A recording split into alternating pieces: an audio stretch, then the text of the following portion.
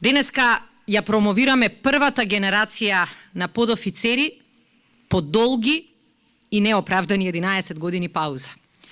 Ги промовираме првите 65 подофицери од вкупно 120 кои ќе ја следат или веќе ја следеа обуката. Овие 65 припадници кои веќе го завршија курсот за подофицери, кој во изминатиот период се реализираше во Центарот за обука во Пепелиште, се првата фаза во решавањето на голем, крупен и долготраен проблем во армијата. Вака, чекор по чекор, со голема соработка со генералштабот, со командата, успеваме да ги поправаме дупките во стручното едуцирање и оспособување на припадниците на армијата. И покажуваме на вистина дека нешто што неоправдано било проблем, полекано сигурно успеваме да го решаваме. Дозволете ми да бидам сосема искрена и да кажам дека денеска навистина ми доаѓаше наместо да говорам, само да пуштам еден знак на воздивнување, заради тоа што долги месеци работевме на тоа денеска пред нас да стојат 65 нови офицери.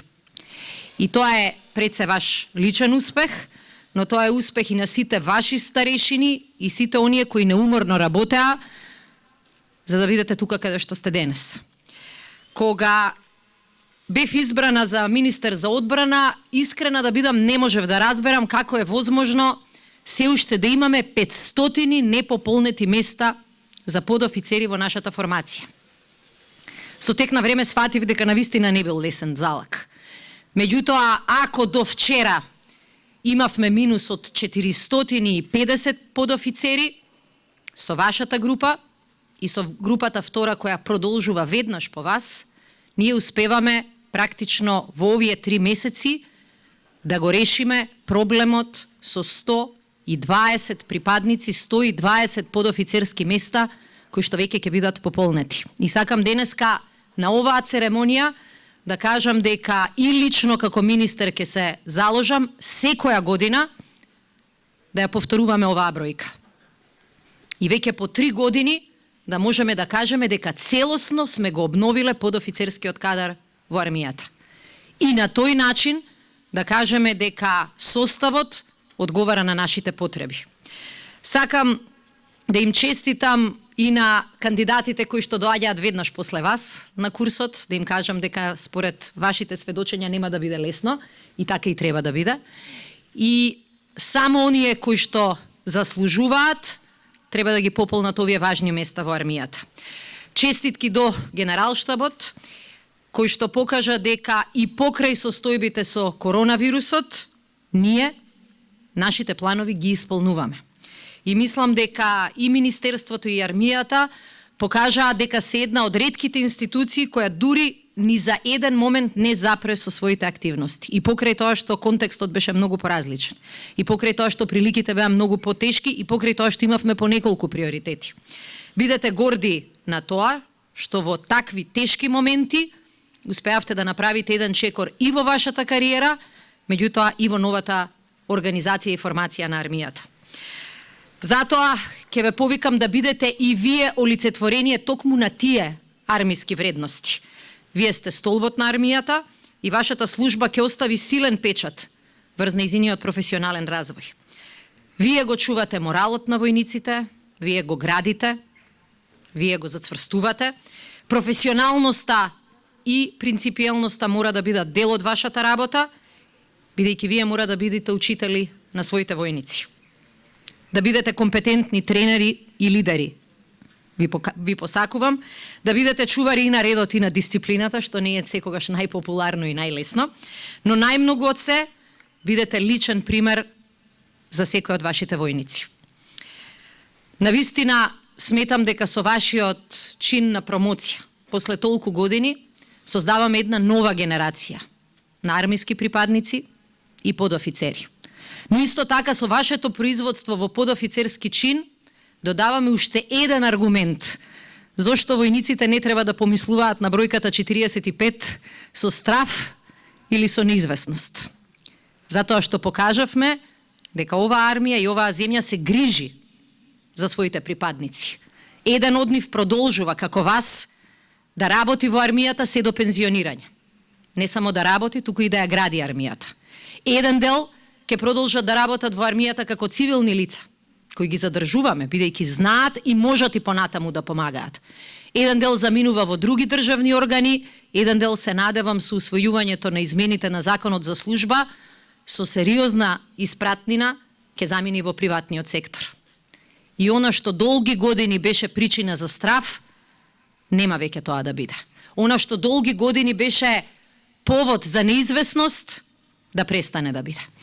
На тој начин сакаме да ги јакнеме нашите вооружени сили, заради тоа што сметаме на вас и за нашата безбедност, ама и за промоција на Република Северна Македонија како членка на НАТО и како земја на обучени, дисциплинирани, вредни и посветени војници.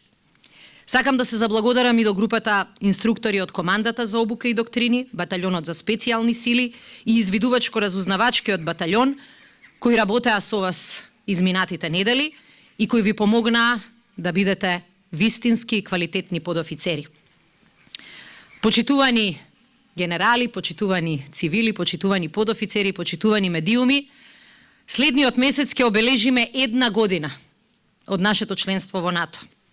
Тоа беше тешка година во која паралелно работевме на воена интеграција со најмоќната воено-политичка алијанса, меѓутоа и војувавме со еден непријател кој можеби беше невидлив, но нашите напори и проблеми ги чувствувавме секој ден на кожата. Можеби не ни беше добар тајмингот, но после 30 години влеговме во процес на вистинско менување и подобрување на армиските состојби заради нашето членство во НАТО. 2021 година ќе биде година во која што ќе ја завршиме воената интеграција и година во која главниот фокус ни е модернизација на армиските сили. Затоа сакам да ви порачам дека ќе ве чека многу работа. И оваа модернизација нема да ја правиме заради НАТО, иако е дел од нашиот НАТО процес, туку заради самите нас. Не ги купувавме ни униформите, ни чизмите, ни беретките, ни гортекс оделата, ни алпинистичката опрема, ни заштитните средства, ни оклопните возила, ни новото вооружување заради НАТО, туку заради вас и заради нашата безбедност. Буџетот на одбраната не го зголемуваме секоја година заради НАТО, туку заради нашата татковина и низината сигурност. Го зголемуваме буџетот, модернизираме, развиваме, зголемуваме плати и додатоци со една и единствена цел – да воведеме нови, подобри, повисоки НАТО стандарди новомакедонската армија. И затоа вложувањето и во вас го гледаме како вложување во основите на нашата државност. Стандардите на НАТО подразбираат и многу поширока димензија, некогаш можат да бидат и тешки за имплементација и тоа во вашата обука може би го забележавте.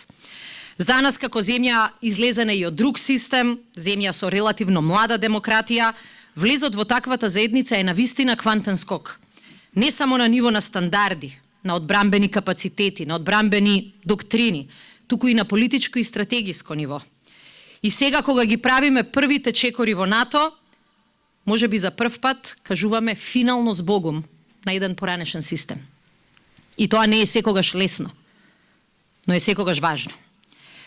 Затоа, дефинитивно овие процеси, кои бараат поголем напор од сите нас, меѓутоа пред се ќе бараат од вас напор, не треба да не плашат.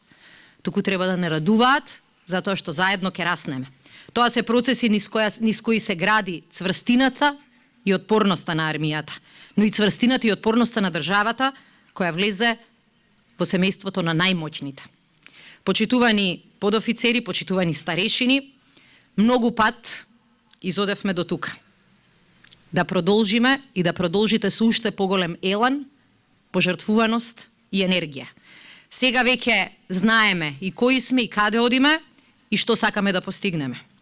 Денешното промовирање на прв подофицерски кор после толку многу години нека покаже дека е ова само вовед во една уште поуспешна година.